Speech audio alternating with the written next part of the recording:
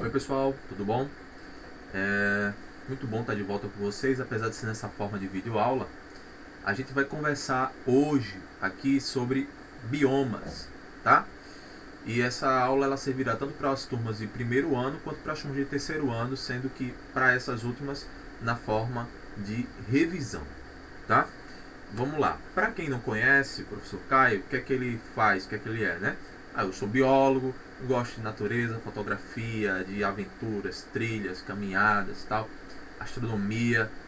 Gosto de um monte de coisa diferente que está relacionado com o meio ambiente, com a natureza, com o se conhecer, tá? A gente vai se conhecendo à medida das aulas, ok? E sobre o assunto, o que é que a gente tem aqui para conversar? Vamos lá. Quando a gente fala de biomas, provavelmente virá à sua mente tanto a ideia de que você já viu isso em ciências, quanto em biologia ou geografia, tá? E é isso mesmo. Biomas, dentro de biologia, faz parte de ecologia, tá? Do assunto ecologia, do tema ecologia. Dentro de ecologia, a gente estuda as relações ecológicas entre organismos e entre os organismos e o ambiente. Ou seja, a ecologia estuda o oikos, eco, né? O oikos, que é o lugar, o meio, o ambiente, a natureza. Beleza? De uma forma ampla, nós estudamos a biosfera, ou seja, tudo que está relacionado com os seres vivos e o ambiente onde eles vivem. Dentro dessa biosfera, a gente estuda níveis de organização da vida. Dentro da biosfera eu tenho os biomas. O que são biomas? São ecossistemas, tá? O que é um ecossistema?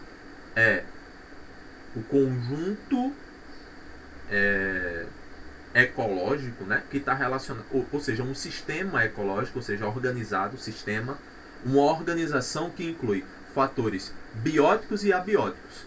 Ou seja, abióticos, temperatura, umidade do ar, relevo, clima, tipo de solo e isso, abiótico, né? E o biótico são as relações ecológicas. Um ecossistema inclui todo esse contexto. E um bioma é um ecossistema que tem características já bem definidas. Geralmente ele é grande, ele é maior, ele é relativamente grande e possui características bem definidas. Se eu pedir para alguém me fornecer as características da Mata Atlântica, por exemplo, e essa pessoa falar que tem urso polar, tem pinguim, a gente vai começar a estranhar, vai dizer que essa pessoa está errada, porque a gente já conhece as características da Mata Atlântica e essas características que essa pessoa falou não estão incluídas no contexto Mata Atlântica, fazem parte de outro sistema, ok? Então, biomas possuem características bem definidas. Se eu for falando o nome de biomas aqui, vai começar a vir na sua mente um monte de características para esses biomas. Se eu falar assim, Pantanal, já vê um monte de características aí na sua mente, já passa a imagem na sua mente. Se eu falo Amazônia, você já imagina os rios caudalosos, né? Se eu falo aí sobre o deserto, já tem um conjunto de características, não é? E assim vai. Cada característica está relacionada a um bioma diferente. Beleza? E o que é que determina essas características para cada bioma? Normalmente, os livros eles relacionam as características à latitude e à temperatura, umidade e altitude de uma forma geral. Por que latitude?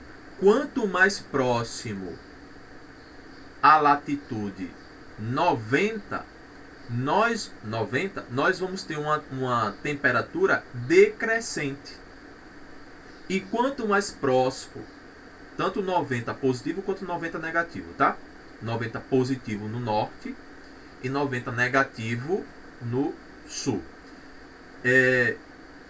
Para quem não lembra o que é latitude, são as linhas que cortam horizontalmente o nosso planeta, tá? A gente tem as latitudes, ok? Nós temos trópicos, linha do Equador, né?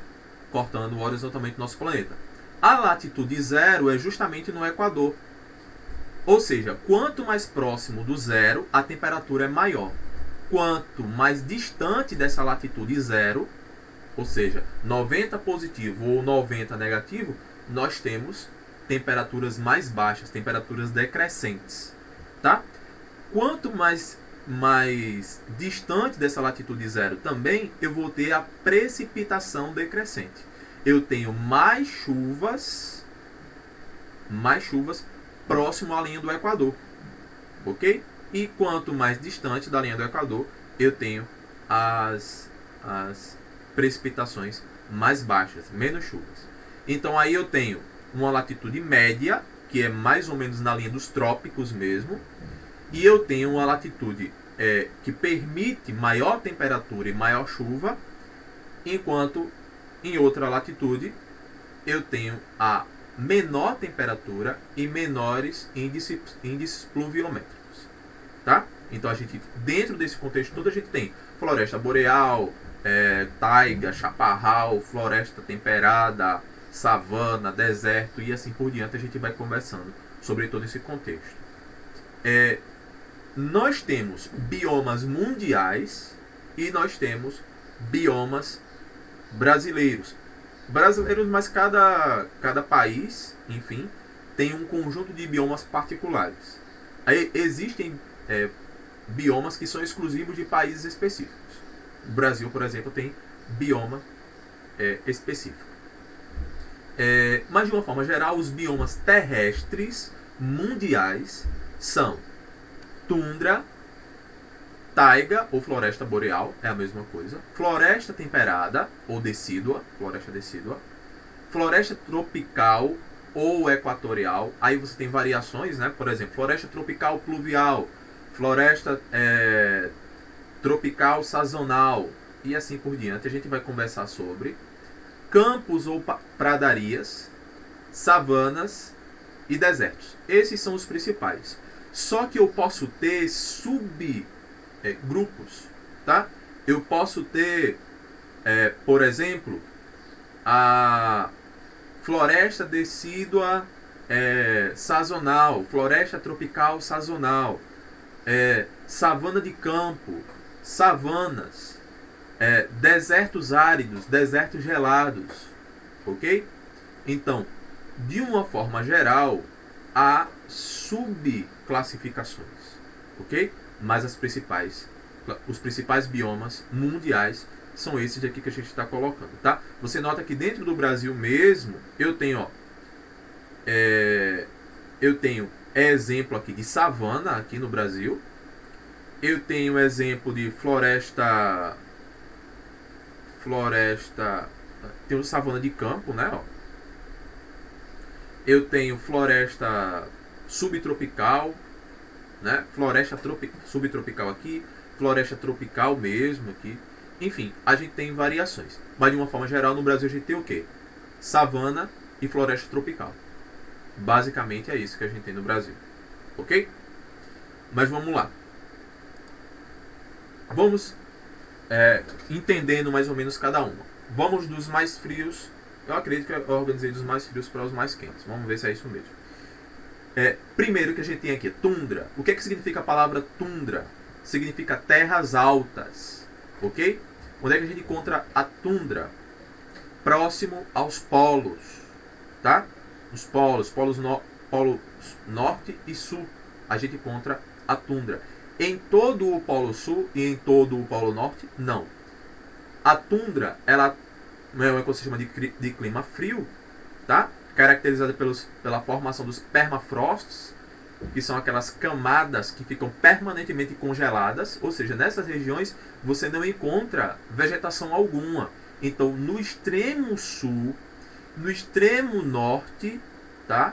Você não encontra a caracterização da tundra, que é especificamente por conta da vegetação. Essa vegetação, ó, rasteira, tá?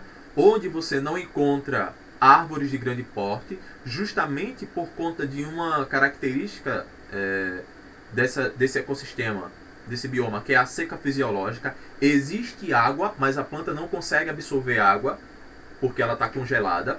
Então, não tem como uma árvore de grande porte, uma árvore, se desenvolver nesses ecossistemas. Por quê? Porque ela nasce agora, ela passa ali vamos dizer, esse período de degelo, né?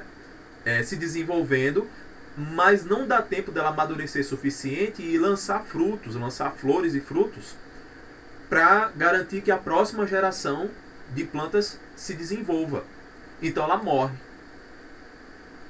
Para gramíneas, isso não acontece, porque a gramínea nasceu agora, 2 meses depois ela está lançando flores e frutos, lança semente, vem o gelo, congela tudo, e no próximo degelo, no próximo verão, as sementes que ela conseguiu lançar germinam, nasce de novo. Tá entendendo? O ciclo das gramíneas é menor, é mais curto. Então essas plantas conseguem se desenvolver. Já as plantas de grande porte não. Tá? Então você não encontra árvores, não encontra plantas de grande porte. Temperaturas máximas que vão aí nos 10 graus Celsius, e as temperaturas mínimas conseguem chegar ali até os menos 50. Tá? Então é um ecossistema extremamente gelado mesmo. Vamos adiante. Taiga ou floresta boreal? Taiga e floresta boreal a gente vai encontrar assim, como se fosse uma subtundra. Ela está um pouco mais ao Equador em relação à tundra, tá?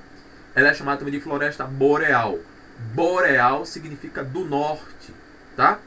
Ou seja, é uma região que você não encontra muita civilização humana, e a civilização humana, ao se referir à floresta boreal, se referia como estando ao norte, tá? Em relação à civilização.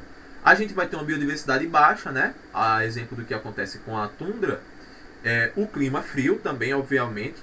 A gente consegue encontrar bastante florestas de coníferas, ou seja, as gimnospermas, os pinheiros, né? Os pinheiros do Canadá ou os pinheiros da Europa, o pinheiro europeu. Plantas que passam por dormência, ou seja, aquele período em que está acontecendo a maior incidência de neve, de gelo, elas entram em dormência, elas baixam o metabolismo para conseguir se manterem vivas. E a temperatura média está ali na casa dos 10 graus Celsius.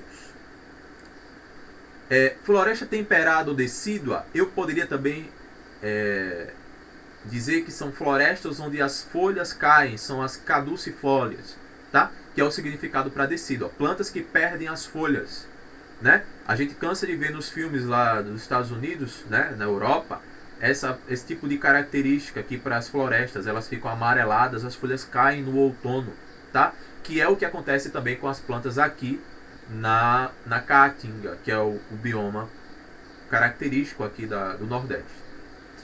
Ou seja, esse temperado, tempero, está relacionado à temperatura, seria contrastes entre temperaturas que eu observo nesse bioma, que define bem as estações do ano. Eu consigo observar claramente primavera, verão, outono e inverno com temperaturas diferentes entre as estações. O clima é um clima ameno, ali entre os 10 e 20 graus Celsius. Eu consigo observar isso mais claramente, especificamente na América do Norte e na Europa, mas a gente consegue observar também aqui na Oceania, na América do Sul, a gente consegue observar também esse ecossistema, esse bioma. Floresta tropical ou equatorial. Tropical é porque está entre os trópicos, né? Eu tenho aqui, essa zona equatorial, onde tem essa formação fitofisionômica, a gente pode dizer assim. Eu tenho o bioma onde eu tenho maior biodiversidade entre todos os biomas mundiais, tá? Justamente porque tem maior insolação. Se tem maior insolação, as plantas conseguem fazer mais fotossíntese. Se tem mais planta, tem mais animais herbívoros, e se tem mais herbívoros, eu tenho mais carnívoros também. Então eu tenho um conjunto gigantesco de biomas, aliás, de ecossistemas relacionado com esse bioma específico que é a floresta equatorial. E eu tenho variações, como por exemplo, floresta tropical pluvial. É aquela floresta que chove o tempo todo, é exemplo da Amazônia. E eu tenho floresta tropical sazonal, tá? Que é aquela floresta onde uma parte do ano tem mais chuvas e outra parte do ano diminui a taxa de chuvas, que é o tipo de floresta que eu tenho aqui na Mata Atlântica Nordestina, tá? a gente consegue observar essa floresta que tem característica de Mata Atlântica, mas ela enfrenta um período de chuvas e depois um período de seca, ok? Principalmente ali nas zonas limítrofes entre Caatinga e Mata Atlântica. Essa Mata Atlântica que faz limítrofe com a Caatinga, ela é uma Mata Atlântica que precisa estar adaptada a esse tipo de clima, que uma hora, um período do ano está mais seco, outro período do ano tem mais chuvas. Então eu tenho, mais especificamente, o desenvolvimento desse bioma na América Central, do Sul e na África. É lógico que eu também vou encontrar aqui na Oceania e na Ásia, né? Você tem as florestas ali da Tailândia, né? Indonésia. Eu tenho aqui Porto Rico, né? Tenho as florestas que a gente observa ali em fotos na Oceania, né? na Austrália especificamente. Aí eu tenho aqui a floresta do Congo, em Madagascar, né? E no Brasil nem se fala, que é o maior celeiro em relação à biodiversidade tropical no mundo. Eu vou ter altas taxas fotossintéticas, como a gente falou, tenho muita disponibilidade de água, isso é um ponto interessante, muita disponibilidade de água, o recurso hídrico é imenso aqui, né? Especificamente no Brasil.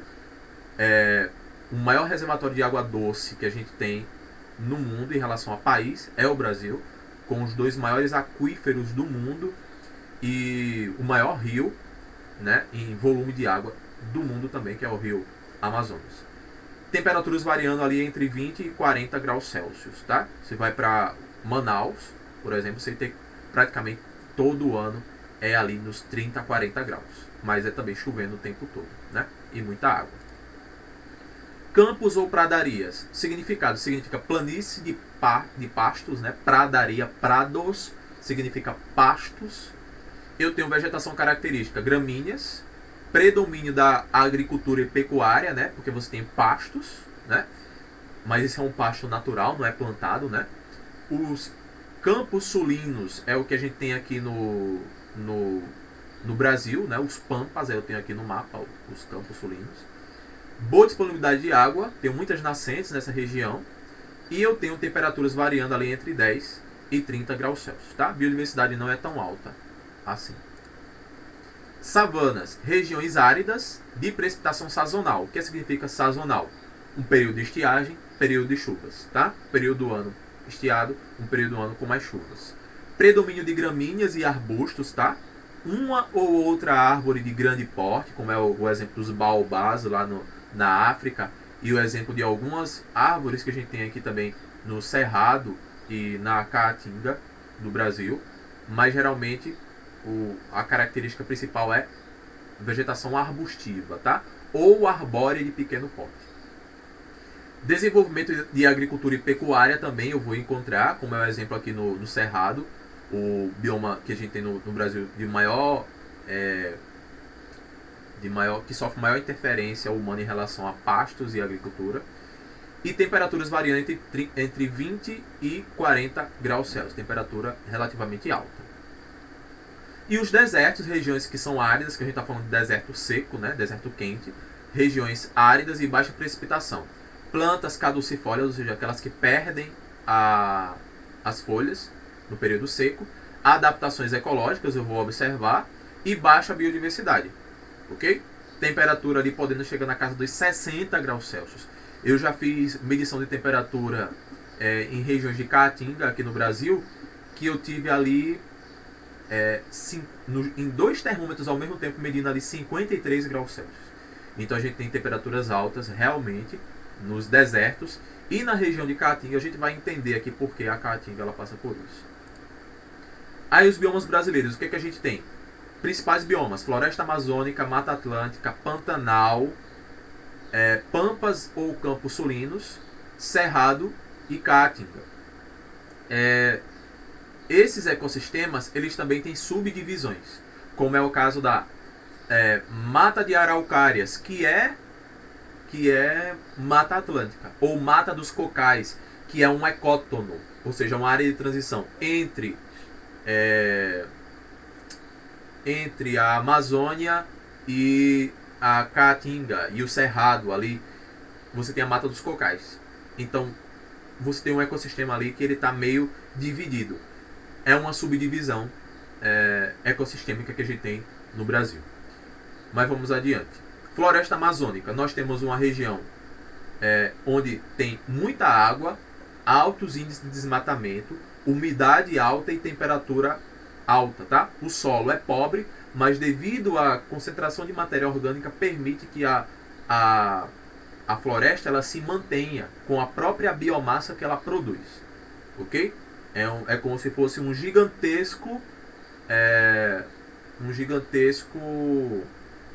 aquário, né? Ou enfim, é um ecossistema que se mantém, tá? Depois eu lembro aqui qual é a palavrinha que eu esqueci agora. A Mata Atlântica é um bioma litorâneo, né? Você vai observar em todo o litoral brasileiro. Nordeste sofreu mais antropização. Por quê? No Brasil inteiro tem antropização. As maiores cidades do Brasil se desenvolveram no litoral. Você pega Salvador, Recife, Rio de Janeiro, Fortaleza, São Paulo e Rio de Janeiro estão ali próximos ao litoral, se não no próprio litoral mesmo. Eu tenho uma grande biodiversidade e eu chamo esse ecossistema como hotspot, porque é um ponto quente. O que significa dizer? Eu tenho uma alta taxa de espécies que estão ameaçadas de extinção. Eu vou ter a mata de araucária e a mata de cocais como subdivisões desses biomas, como eu falei aqui ainda há pouco, tá? Mas faz parte da Mata Atlântica. O Pantanal, a maior planície alagada do mundo, eu tenho o ciclo das cheias ali e os rios voadores, que são aquelas formações de massas de ar que vêm da Amazônia, chegando ali no centro-sul do Brasil e chovendo, para garantir que eu tenha uma grande concentração de chuvas nesses rios, nesses ambientes, e eu vou ter uma alta biodiversidade, tá? Pampas ou campos sulinos são exemplos de pradarias, de campos, né? Eu tenho a região sul como detentora das maiores formações de campos do Brasil. A vegetação típica é gramíneas, tá? Com uma outra variação. Espécie exótica e invasora eu vou ter constantemente. Gramíneas invasoras ou pinos, por exemplo, que são espécies que chegam porque são trazidas de outros ecossistemas e tomam conta de tudo, tá? Recomendo que vocês dêem uma pesquisada, a diferença entre espécie exótica e invasora. E algumas espécies chegam ali porque para construção, né? O pessoal acaba plantando. O pinus é um exemplo para construção de casas e outras coisas. O cerrado, eu vou ter maior concentração de gramíneas, em segundo lugar arbustos, né? Árvores retorcidas e arbóreas de pequeno porte. Eu vou ter um ecossistema sazonal em relação a chuvas, período de chuvas e período de estiagem. Vou ter alta biodiversidade e adaptação à seca e a queimadas. Ou seja, eu tenho plantas xerófilas ou xerófitas adaptadas a estações secas e adaptadas às queimadas. Ok? Queimadas naturais. A caatinga, o nome significa mata branca justamente porque ela fica acinzentada ou perde as folhas durante a maior parte do ano. Perde as folhas para evitar maior taxa de evapotranspiração. É um bioma endêmico, só existe no Brasil, tá? Não existe em outro lugar do mundo. Eu vou ter plantas xerófilas ou xerófitas, que são aquelas adaptadas a esse clima, né? Com raízes profundas, formando espinhos, armazenando água, tá? Tudo isso para evitar perder água na seca. E eu vou ter altas taxas de temperatura. O solo geralmente é pobre e raso. Geralmente, tá?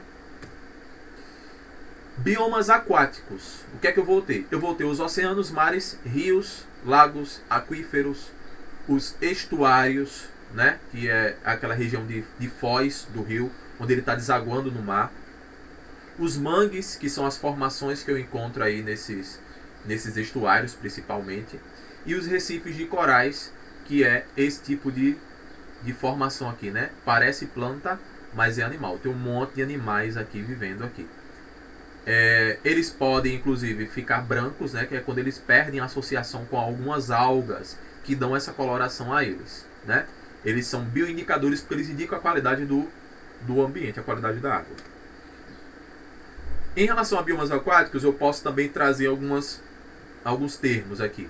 Talassociclo, que são os oceanos e mares, os ecossistemas de água salgada. Liminociclo, que são os ecossistemas de água doce, rios, açudes, represas e assim por diante. Ecossistema lótico, que é quando eu tenho água agitada, por exemplo, rios, mares, lótico. Lêntico, que é quando eu tenho águas tranquilas, por exemplo, um açude, um lago, uma lagoa. Zona eufótica, que é a que está onde tem mais luz chegando. Disfótica, que é onde chega pouca luz.